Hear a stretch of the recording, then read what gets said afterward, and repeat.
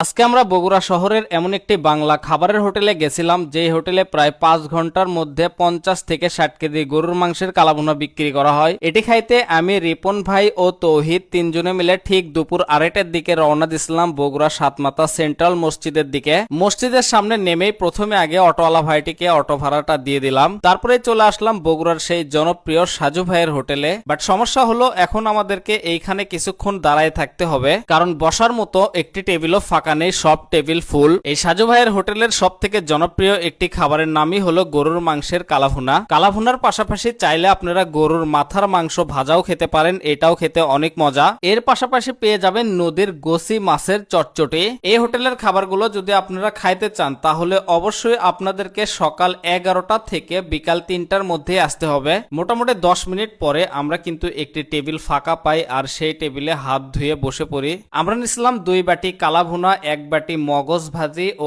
1 বাটি চটচটি। প্রথমে কিন্তু আমরা সেই আলুর চটচটি দিয়েই খাওয়াটা শুরু করি, তবে আমরা বগুড়ার মানুষেরা কিন্তু নরমালি এইটাকে পুরপুরিও বলে থাকি। আমার দেখা বগুড়ার মধ্যে বেস্ট একটি বাংলা খাবারের হোটেল, যেই হোটেলের প্রত্যেকটি খাবারই অনেক মজাদার। তবে আপনারা যদি সত্যিকারের কালাভুনা ভক্ত মানুষ হয়ে থাকেন তাহলে অবশ্যই একদিন হলেও সাজু ভাইয়ের হোটেলের কালাভুনাটা ট্রাই করবেন, আশা করি বেস্ট লাগবে। আর এখানকার কালাভুনার মূল্য কত ছিল এটা কিন্তু আমি অবশ্যই কমেন্টে পিন করে দিব। তো এই ছিল আজকের ভিডিও, দেখা হচ্ছে নেক্সট ভিডিওতে। আল্লাহ হাফেজ।